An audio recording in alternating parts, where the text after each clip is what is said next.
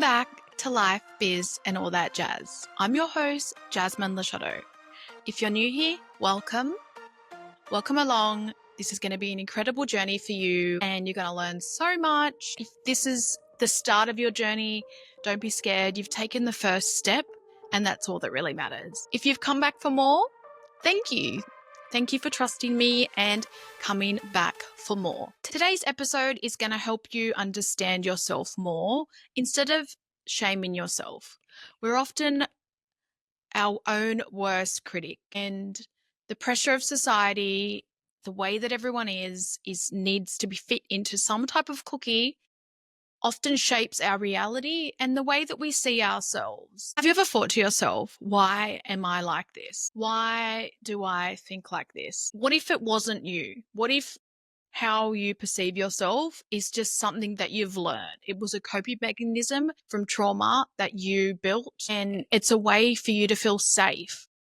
But what if you don't have to live like that anymore? What if you can uncover the reasons, the triggers, and the beliefs behind this that make you feel this way, to really open up your understanding of yourself and accept yourself for who you are and what you have to offer to this world? One thing that I really want you to take away from this episode, and throughout the episode, if you feel like you don't relate, or your situation is a lot bigger or a lot less, or you just don't see what I'm trying to share, is that you are not broken. You are wired. You are wired in a certain way from conditioning, from trauma, from a lot of things that you've had growing up to be who you are. The best thing about this is that you can rewire your brain. You can rewire your thoughts, your thinkings, your habits, beliefs.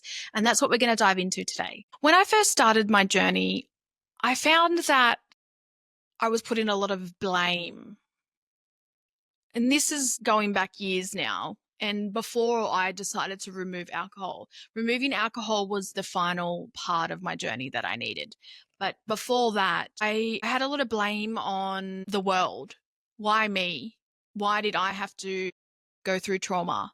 I never really blamed my dad for anything. Like, I did go through a stage where I had a lot of, like a grief stage of a lot of anger, or like, why didn't he talk to us? Why didn't he reach out to us? And obviously being a child and seeing what we saw growing up, I was like, well, I was a child. Why did you put me through that? But then it's also having that understanding that he was sick. And the more I have dealt with my mental illness and who I am and understanding myself and going through my own dark times, it's made me just accept that what has happened to me is not my story. It's not my purpose, and it's brought me to where I am today. But at the end of the day, we're all human. We all make mistakes. And I think if we can try and change and be a better person, accept our past, accept what people have done to us, then that is healing on its own. Because having that self-awareness is often going to be thinking in a way towards somebody and understanding them, like understanding why someone is the way they are to you. Where I'm getting at is, I think something that's really important to remember is that trauma happened without your permission. You didn't ask for trauma to happen to you. And maybe you're listening to this and you were the person who, inflicted pain on somebody else, and you're going to be looking at this from the other side. You need to see that that person didn't deserve what happened to them. The main purpose of today's episode will be for people that have experienced trauma themselves. So as I was saying, trauma happened to you. You didn't choose for it to happen to you. You can't go back and change the past. But what is up to you is you get the choice to heal. You get the choice to unpack what you've been through, to really dive deep and to be able to heal what is causing you to feel this way. For years, I turned to alcohol. Alcohol is what numbed my trauma from 15. And that was after the first big experience was the fire. That was the first traumatic event that I'd been through. And alcohol to me quieted my brain. It made me not feel, it made me not think. And over the years, it just got something that was normally accepted. And it was only to a point, 2 years ago, or almost 2 years ago, that I looked and I thought, like, why do you drink like this? Why are you doing this to yourself? And in the moment, it was all I knew. It was all I knew to feel happier.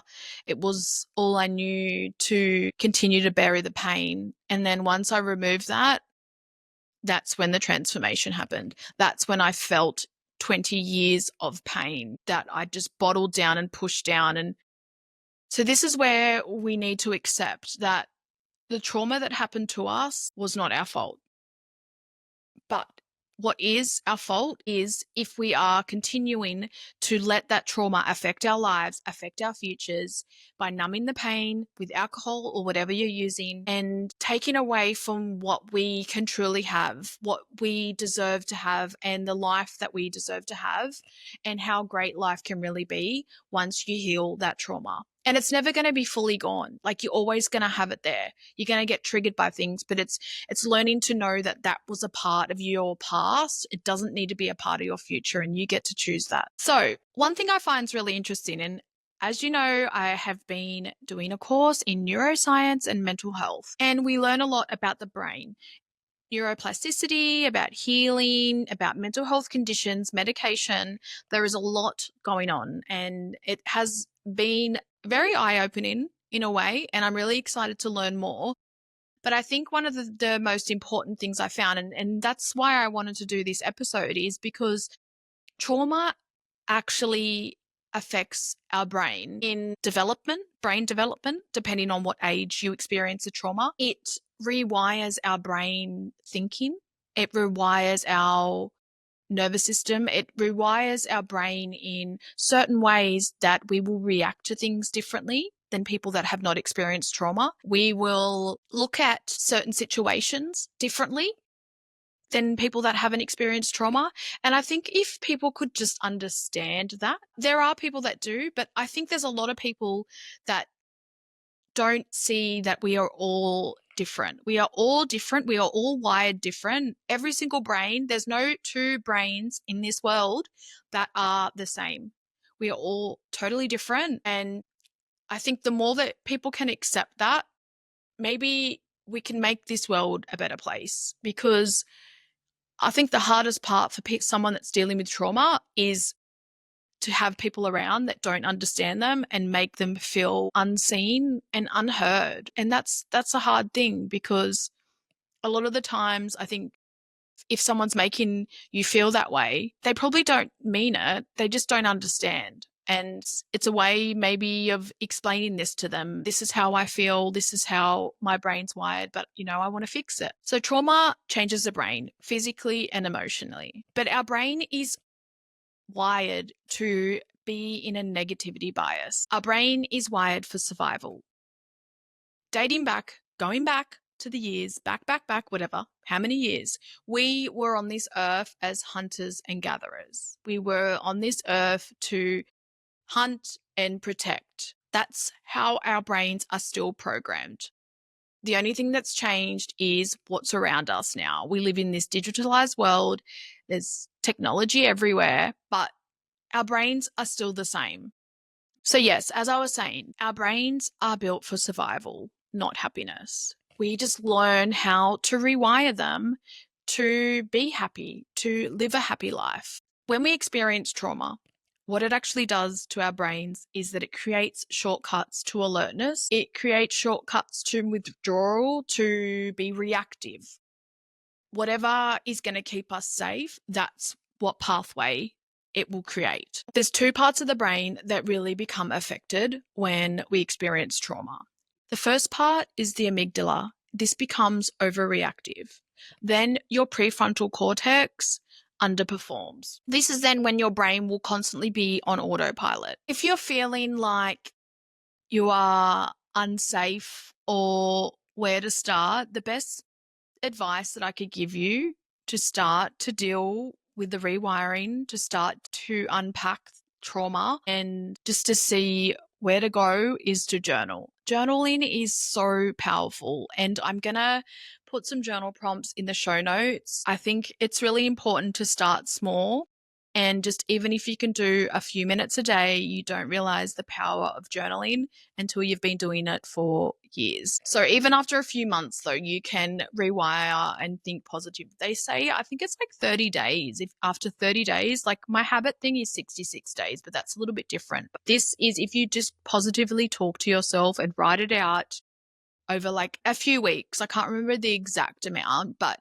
your subconscious will already start to change and you can start to rewire your thoughts, talking positive to yourself, or even just reading some positive affirmations. Now, let's have a bit of a chat about trauma and personality, because we're often put in this assumption, would you say? We'll call it assumption by other people of who we are. And the reality of that is we can often mold our beliefs and our thoughts about ourselves by the way that someone perceives us. But internally, we might think something so different about ourselves. This is where trauma can really have an effect on the way that we are as people, the way that we show up for our family and friends, and the way that we show up for people that we don't really know.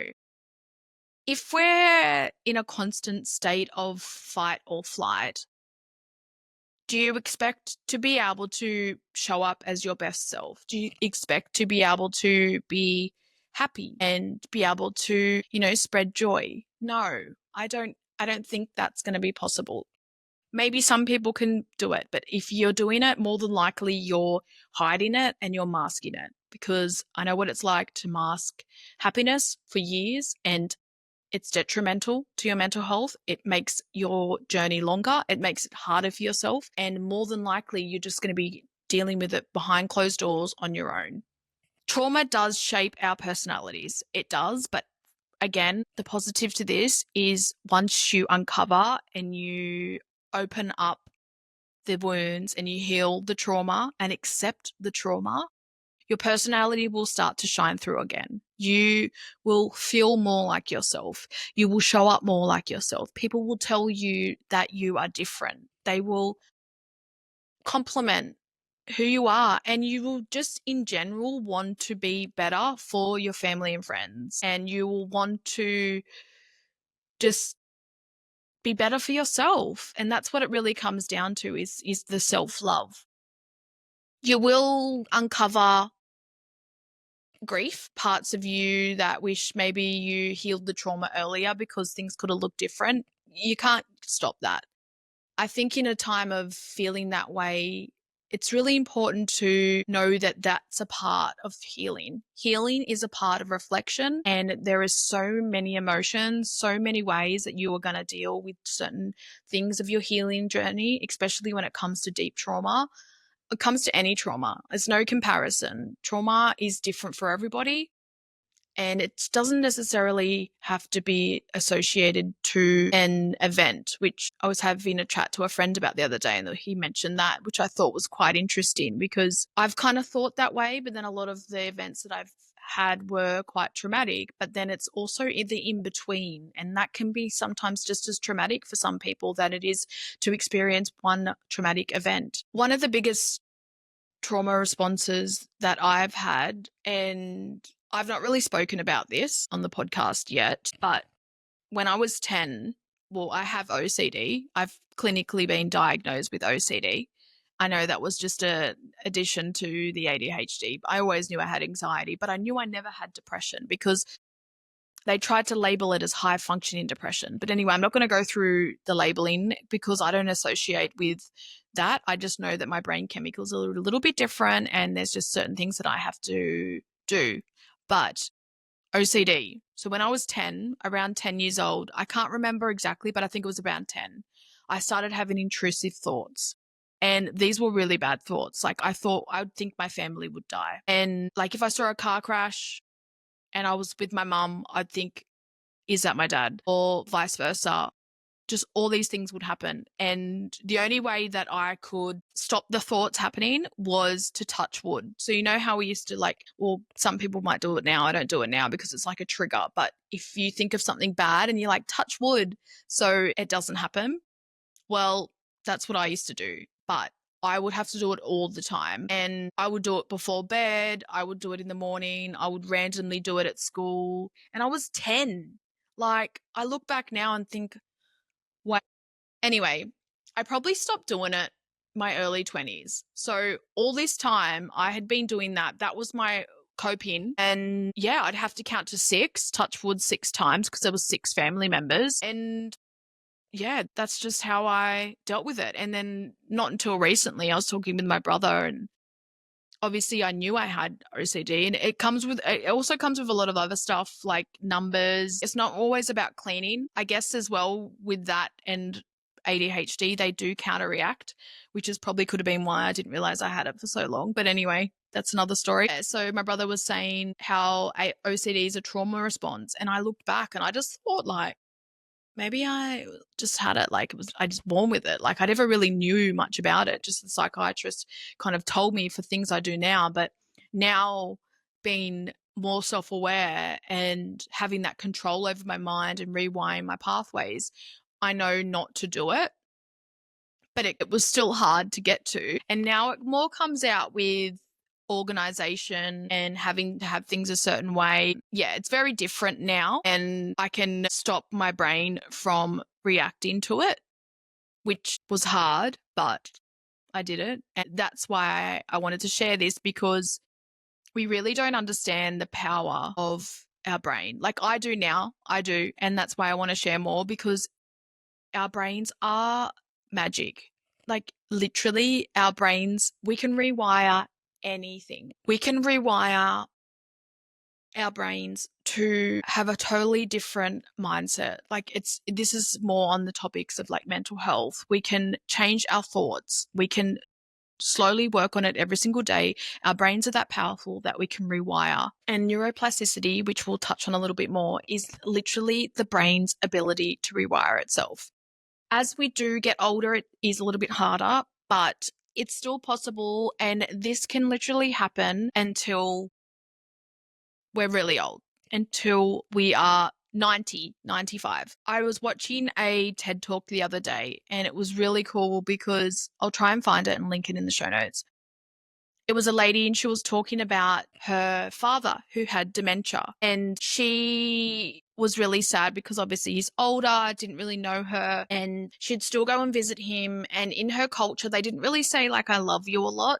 It wasn't something that they really said, but she wanted to say it to him. So she asked him for permission to tell him, and she did. He said yes, and she told him. And then the next week, because he wasn't remembering stuff at this point, not really knowing a lot of stuff, but the next week she went to visit him and he said it to her. And the reason why this happened was because it was a new pathway. So it was a new memory that was created. I just think there's just something so inspiring with that. And our coping mechanisms can actually look like character traits. And that's really just our nervous system trying to protect ourselves. And this is where a lot of people will say, when you are coming through that journey and you are coming out the other side of transformation, that, you know, brighter to be around, you're offering more from who you are, and you will change. You will be different, and the right people will stay around and they'll accept you and they'll still love you. But deep down, you had that all along. That's who you were. And maybe for some people you did show that side, but then other people you weren't able to because you didn't feel safe. Now, my favorite topic, neuroplasticity. The brain's ability to rewire itself. So this is where we're going to learn new things, and our brain is always learning and also unlearning. So we can learn new habits, new routines, new rituals, new beliefs, but we can also unlearn old ones that we don't want to have anymore. And what it really takes is repetition, healing, and feeling safe. When you are thinking about buying a new car, so let's use this example because I know you all relate to this. So when you're thinking about buying a new car and you're looking for that car, why do you think you see it everywhere?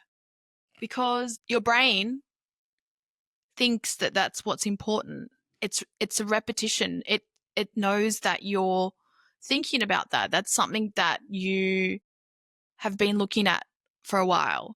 So you start seeing those cars again because it's a memory. This is the same with anything that you want to learn. The more you learn about it, the more you're going to see it, the more it's going to be there and you're going to be aware of it. I think when I was in my dark times and, when I didn't think there was a possibility for happiness, for joy, and to live a life like I do now. I think probably the hardest thing is that this was who I am. I can't have happiness. Like, I just had no self-worth, no self-love, and that I was at a point where I was so down, and I didn't think that there was anything else for me. I didn't think that I had the possibility to change the way I thought. I didn't think that I would be able to have a life and, not have negative thoughts every single day. Like, you're still going to have them. You can't fully change who you are if you've been through trauma or, you've been through hard times. If you've hit rock bottom, it's all a part of your story. It's all a part of who you are, but it doesn't need to have that negative effect on you all the time. And I'm not saying that every day is going to be easy, because it's not. You still need to work on yourself every single day. You still need to show up for yourself every single day, but it's the small steps that will be the greatest achievement. And just to finalize our chat today, it's so important to remember who you were before you experienced the change. We'll call the trauma the change. Before you experience that hurt, that pain that you feel like you can never let go of. Who were you before? Because I often think for myself, and I've got a picture of myself, I'm probably like 5 years old and I'm dancing on the table at a family party and we're with my cousins, and I just am so happy. Like, I'm 5 years old, and it's so important for me to go back and think, that girl, I owe it to that girl to live my best life, because she didn't know what was coming. She didn't know what was next. And if you could go back and I could give her a hug and just say to her, it's not going to be easy, but you will get through it. And to come out the other side now and feel more connected to my younger self than ever, because of those years that I just did live on autopilot, that I was just surviving and numbing the pain and pushing the trauma down and not dealing with it. To be who I am now, I just feel like me. I really do feel like me. And that's where it's important to remember who you were before the world changed you. Healing and dealing with the trauma is all about unlearning what made you feel unsafe, unlearning what made you feel unseen, and learning that you are safe, you are seen, and you are enough. It's always about remembering the small things, and this is where journaling and positive affirmations can really help with it at the start and continue to help, like I'm still doing today. Remembering that every time you show up for yourself in love instead of fear, you're getting closer to the version who you're meant to be. That version of joy and happiness and heal. If you can take anything from today, I know I said this earlier on, but you're not broken. You're brilliant. You're becoming, and life is a lifelong journey. Every day is a step forward, and every day can be beautiful. Like, you are going to have bad days, but knowing that you will get through them and that you deserve the best and you are enough and you are loved is what you just need to hold on to. Your brain kept you safe when you needed it most. Now you get to teach it to feel free, calm, and worthy. If this episode resonated with you, please hit follow or share it with someone that you think might need to hear this. Jump onto my Instagram as well, or my TikTok, and we can connect more on there. I often share a lot of small tips and wins and just daily rants, and also some fun dances, just to boost your mood and keep you going, and know that you're always supported. DMs are always open, so if you ever have any questions or just need support, let me know.